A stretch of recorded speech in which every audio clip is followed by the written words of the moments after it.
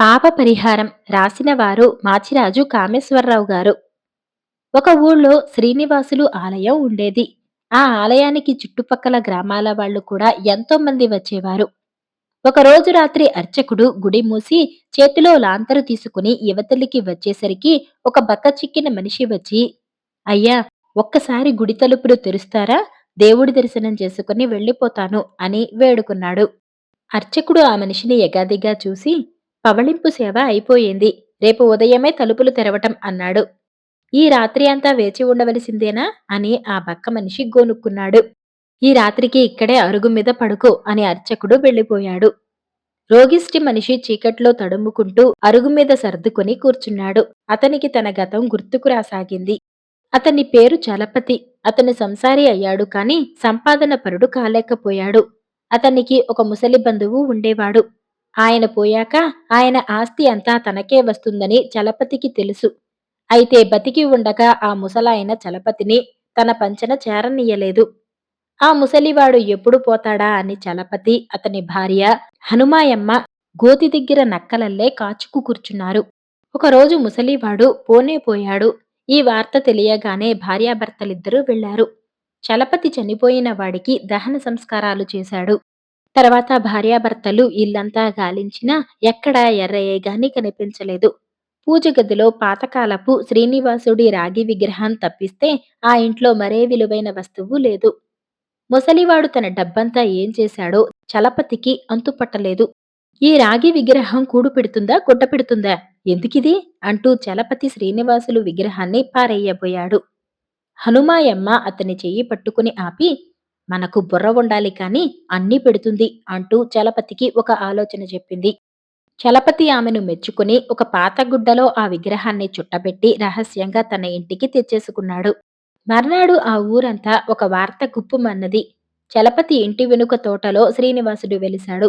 హనుమాయమ్మ ఒంటి మీదికి దేవుడు వచ్చాడు.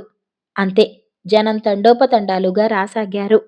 మూఢ ప్రజలు విరివిగా కానుకలు కూడా అర్పించుకున్నారు. హనుమాయమ్మ కళ్ళు మూసుకుని జుట్టు విరబోసుకుని కూర్చున్నది. భక్తులు అడిగిన ప్రశ్నలకు ఆమె శ్రీనివాసుడు ఇచ్చినట్టుగానే సమాధానాలిస్తున్నది. భక్తులు పరవశించిపోయారు. ఓపిక నశించిపోయాక హనుమాయమ్మ మూర్ఛపోయినట్టు నటించి లేచి కూర్చున్నది. దేవుడు దిగిపోయాడనుకొని మూర్ఖ ప్రజలు ఇళ్లకు వెళ్లిపోయారు. కానుకలు లెక్క చూసుకుని బ్రహ్మాండమైన పథకం అంటూ భార్యాభర్తలు తమను తాము అభినందించుకున్నారు. ఆ పాతకాలపు విగ్రహాన్ని ఇంటి మధ్య నడవలో ప్రతిష్ఠించారు. ప్రతి శనివారము హనుమాయమ్మ మీదకి శ్రీనివాసుడు వస్తున్నాడు. భక్తులను పలకరిస్తున్నాడు. ఈ వార్త చుట్టుపక్కల గ్రామాలకు కూడా వ్యాపించింది. జనం తండోపతండాలుగా రాసాగారు. చలపతికి ఇంకా పెద్ద ఆలోచన కలిగింది. చిన్న చిన్న కానుకలతో లాభం లేదు. హుండీ ఒకటి ఉంచి శ్రీనివాసుడికి గుడి కట్టించటానికి లోకులు తమకు తోచినది అందులో వేసే ఏర్పాటు ఆలోచించాడు. హనుమాయమ్మ ఈ ఆలోచనను మెచ్చుకున్నది. మర్నాడు చలపతి ఒక పెద్ద రాగి బిందెను తెచ్చి దానికి ఒక పసుపు గుడ్డ వాసన కట్టి విగ్రహం పక్కన పెట్టాడు. హనుమాయమ్మ భక్తులతో శ్రీనివాసుడు అన్నట్టుగా, మీలో పుణ్యాత్ములు నా కోసం గుడి కట్టించండి. హుండీలో న్యాయంగా సంపాదించిన డబ్బే వేయండి. అన్యాయపు డబ్బులు హుండీలో పెడగానే చెల్లపెంకులుగా మారిపోతుంది అని చెప్పింది.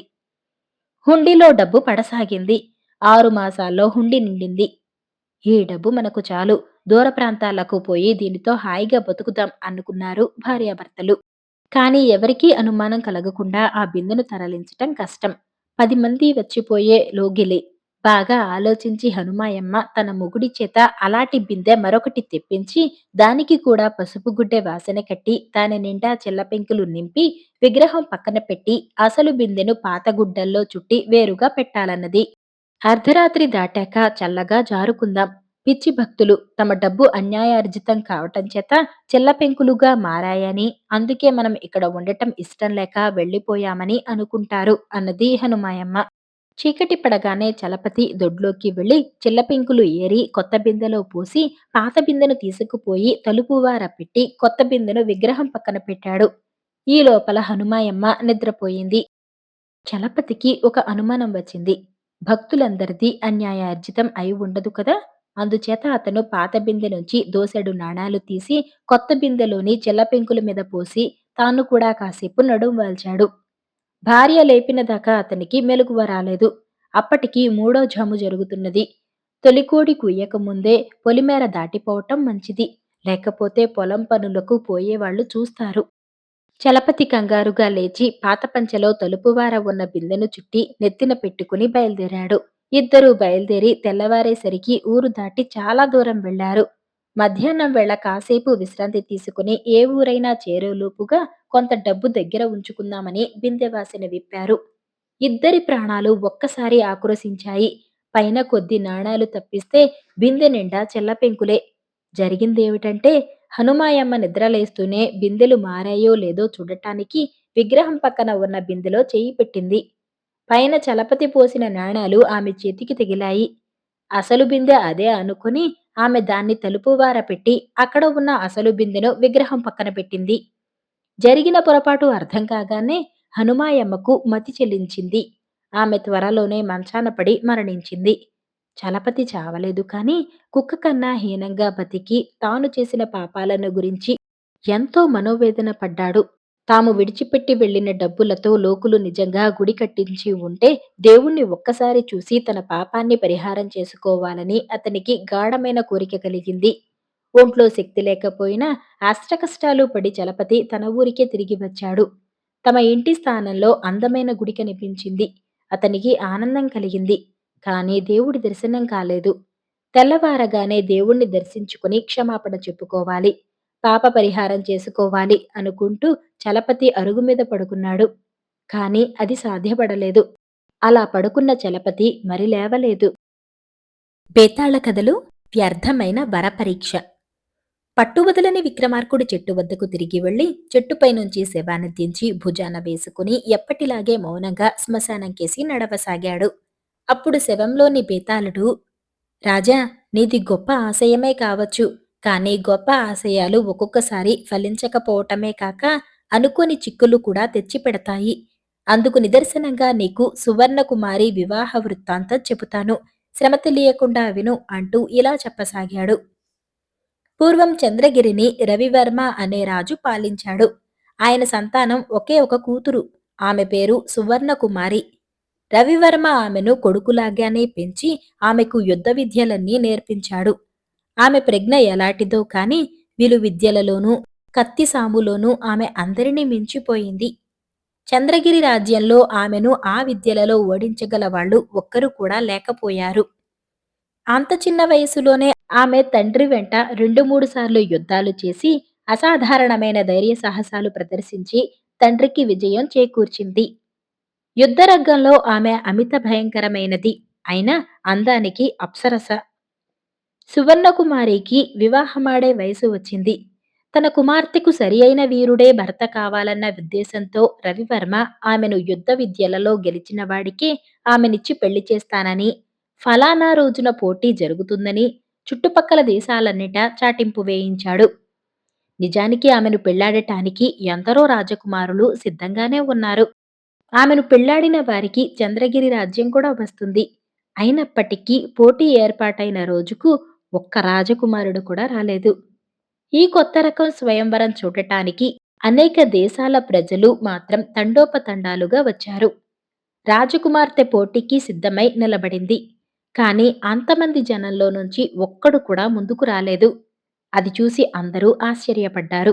అంతలో ఒక ఆటవికుడు ముందుకు వచ్చి రవివర్మతో, మహారాజా, నేను యువరాణి గారితో పోటీ చేస్తాను. ఏ విద్యలలో పోటీ చేయమన్నారు అని అడిగాడు. అతను నిజంగా ఆటవికుడు కాడు. ఆటవికుడి వేషంలో వచ్చిన రాజకుమారుడు సుధీరుడు. అతను ప్రసన్న దేశపు యువరాజు. సువర్ణకుమారి అతనితో, నేను ప్రదర్శించే విలువిద్య నువ్వు కూడా ప్రదర్శించు అంటూ విల్లు తీసుకుని ఒకదాని వెనుక ఒకటిగా 2 బాణాలను ఆకాశంలోకి వదిలింది. కొద్దిసేపట్లో అవి ఒకదానికొకటి గుచ్చుకొని జంటగా కింద పడ్డాయి. జనం అమితంగా హర్షించారు. ఆమె తన విల్లును బాణాలను సుధీరుడికి అందించింది. అతను ఒకదాని వెనుకగా ఒకటి చొప్పున 3 బాణాలు ఆకాశంలోకి వదిలాడు.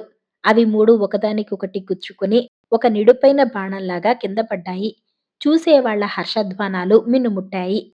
తర్వాత పోటీ కత్తి యుద్ధం. సువర్ణకుమారి 2 చేతులా 2 కత్తులు పట్టుకున్నది.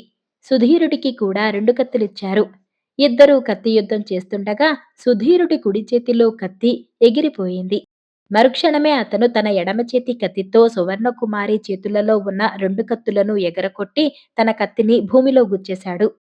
తన కూతుర్ని మించిన అల్లుడు దొరికినందుకు రవివర్మ ఎంతో సంతోషించి, నేను చేసిన ప్రకటన ప్రకారం నా కుమార్తెను నీకిచ్చి పెళ్లి చేస్తాను.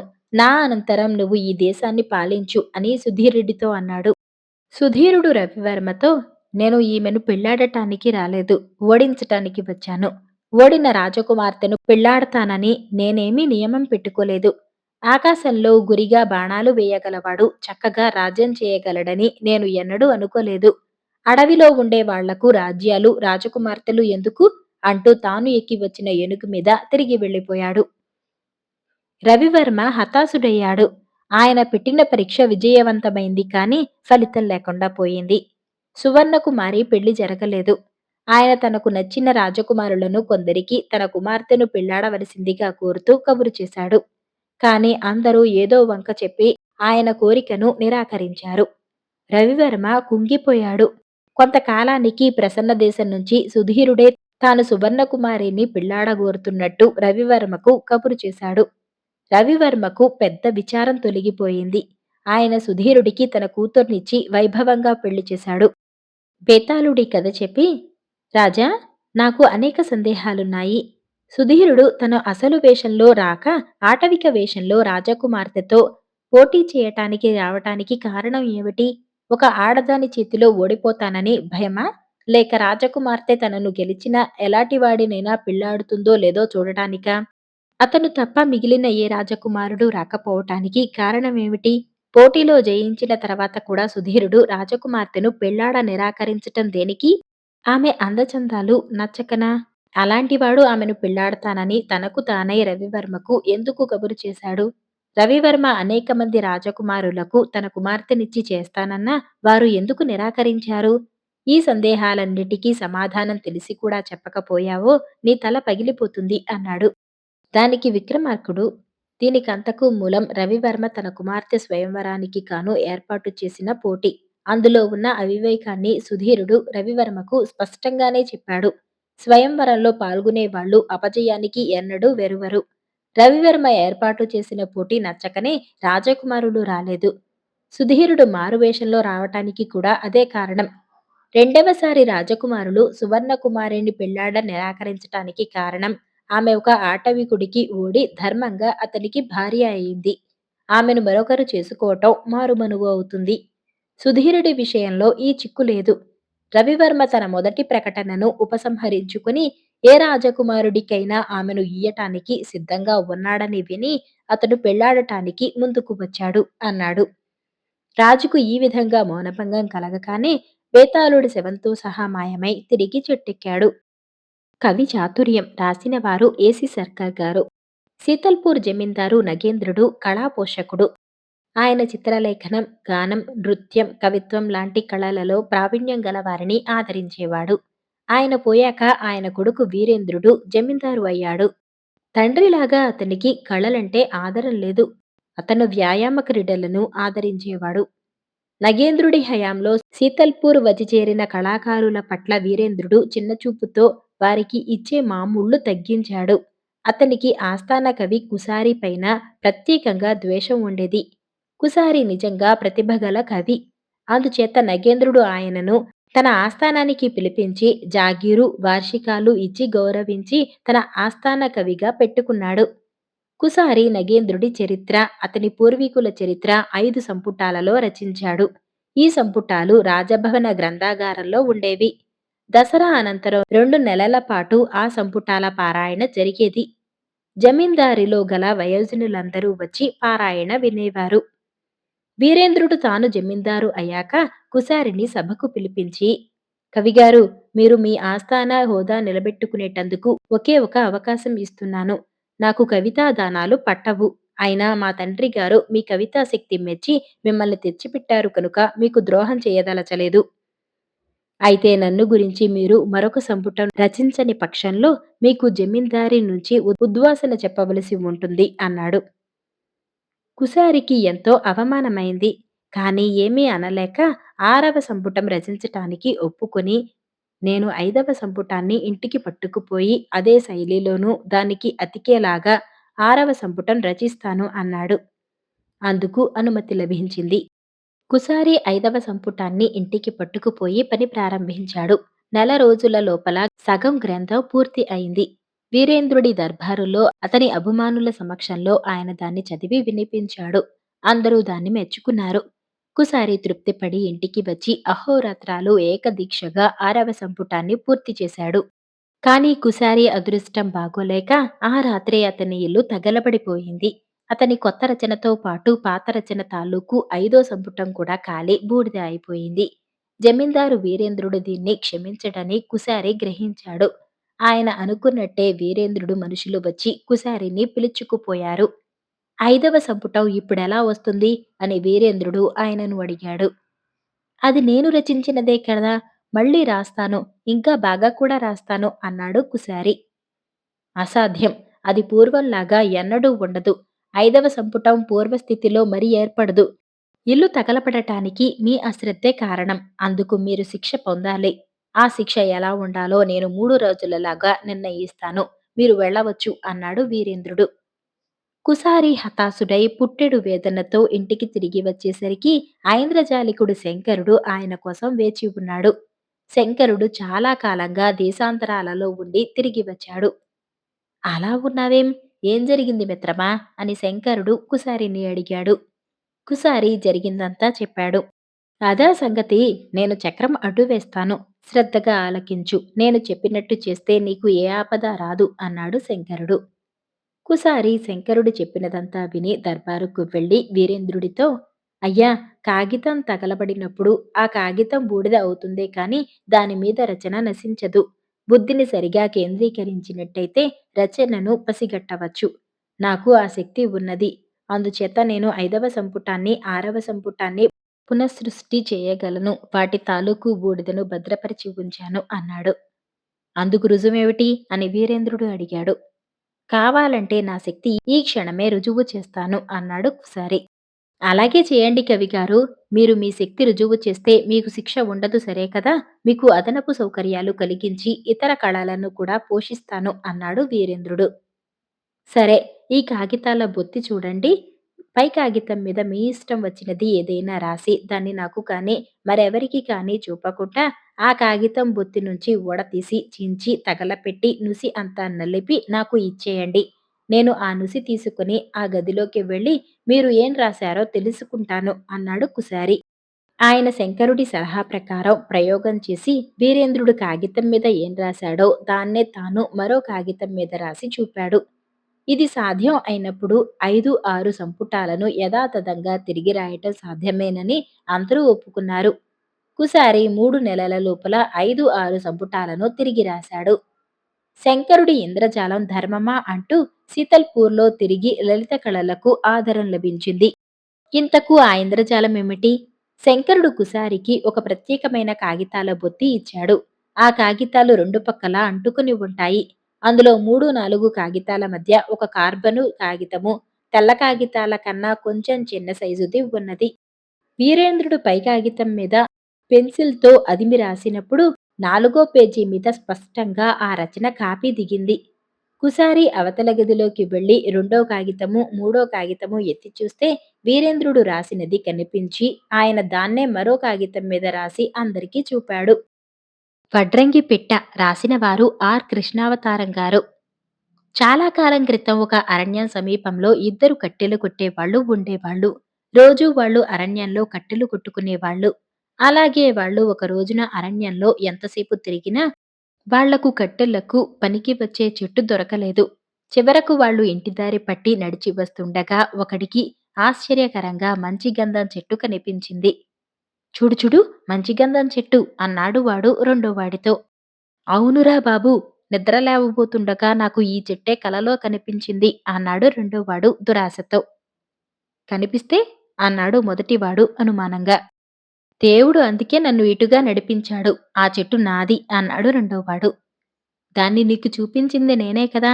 నేను చూపకపోతే ఆ చెట్టు ఉన్నదన్న సంగతి కూడా నీకు తెలిసేది కాదు. అందుచేత అది న్యాయంగా నాదే. అయితే నేను దురాశగలవాణ్ణి కాను. నీకు అన్యాయం చేయను. నువ్వు కూడా నా వెంట ఉన్నావు కనుక మనమిద్దరము చెట్టును చెరిసగము పంచుకుందాం. అది ధర్మంగా ఉంటుంది అన్నాడు మొదటివాడు. ఈ మాటకు రెండోవాడు మండిపడి, దేవుడి మాటనే కాదంటావా? కలలో ఈ చెట్టు దేవుడే నాకు చూపాడు. తిరిగి దేవుడే నాకు దీన్ని కళ్ళపడేలా చేశాడు. ఇంత అయ్యాక నువ్వు అందులో సగం వాటా అడుగుతున్నావా? అదేమీ కుదరదు. వల్ల కాదు. కావాలంటే నీకు 2 కొమ్మలిస్తాను తృప్తిపడు. కాదన్నావు దేవుడి అనుమతితో నేను నీ బుర్ర పగలగొట్టేస్తాను అన్నాడు. మొదటివాడు పాపభీతి కలవాడు. రెండోవాడు చెప్పినదంతా నిజమే అనుకుని, నీ ఇష్టం వచ్చినట్టే చెయ్యి అన్నాడు. రెండోవాడు ఇచ్చిన 2 కొమ్మలతో వాడు తృప్తిపడ్డాడు. రెండోవాడు తన తెలివితేటలకు, సమయస్ఫూర్తికి తానే పరమానందం చెంది, మిగిలిన మంచి గంధం చెట్టు అంతా తానే కొట్టుకొని తన ఇంటికి చేర్చాడు. మొదటివాడు జరిగిన దాన్ని గురించి ఆలోచిస్తూ పరధ్యానంలో దారి తప్పి అరణ్యంలో చిక్కుకుపోయాడు. చీకటి పడి వెన్నెల వచ్చింది. అరణ్యమంతా చెడతిరిగి అలిసిపోయి ఒక రాతి మీద కూర్చొని కునికిపాట్లు పడుతూ విశ్రాంతి తీసుకోసాగాడు. అంతలో వాడికి ఎవరర్రా దాహం అన్న మూలుగు మాటలు వినిపించాయి. వాడు తల ఎత్తి చూసేసరికి ఎదురుగా చెట్ల మధ్య వెన్నెలలో ఒక గుడిసె కనపడింది. అందులో ఎవరో ఉన్నట్టున్నారు. వాడు త్వరగా అక్కడికి వెళ్లి చూసేసరికి చావటానికి సిద్ధంగా ఉన్న ఒక వృద్ధురాలు కనపడింది. ఒక కుండలో నుంచి నీరు తీసి వాడు ఆమె చేత తాగించాడు. వృద్ధురాలు తృప్తిపడి కట్టెలు కొట్టేవాణ్ణి దీవించి, నాయనా నేను చావబోతున్నాను. నాకు ఒక గాఢమైన కోరిక ఏమంటే నా శరీరాన్ని మంచి గంధం చెక్కలతో తగలపెట్టాలని. అలా జరిగితే నా ఆత్మ సంతోషిస్తుంది అన్నది. అమ్మా నేను నిరుపేదను. నా దగ్గర 2 మంచి గంధపు కొమ్ములున్నాయి. వాటిని నీ చితిలో పెడతాను అన్నాడు మొదటివాడు. నీవు చాలా యోగ్యుడివి నాయనా, ఆ పని చెయ్యి చాలు. అన్నట్టు నా పక్క కింద నేల తవ్వావంటే నీకు డబ్బు దొరుకుతుంది. అదంతా నువ్వే తీసుకో.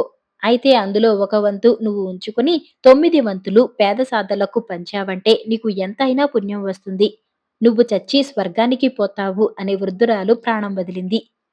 రెండో కట్టెలు కొట్టేవాడు తన మంచి గంధపు కర్ర అంతా అమ్మి ధనవంతుడై మంచి ఇల్లు కట్టుకుని పొలాలు కొని మొదటివాణ్ణి పలకరించటమే మానేశాడు. మొదటివాడు ముసలావిడ డబ్బులలో 9 వంతులు పేదసాదలకు పంచి మిగిలిన దానిలో కొంత పెట్టి ఇల్లు పరపత్తు చేయించుకుని మిగతాది అవసరానికి దాచుకున్నాడు. వాడు సజ్జనుడు కావటం చేత అందరూ వాణ్ణి ఆదరించి తమ కష్టసుఖాలన్నీ వాడితో చెప్పుకునేవారు.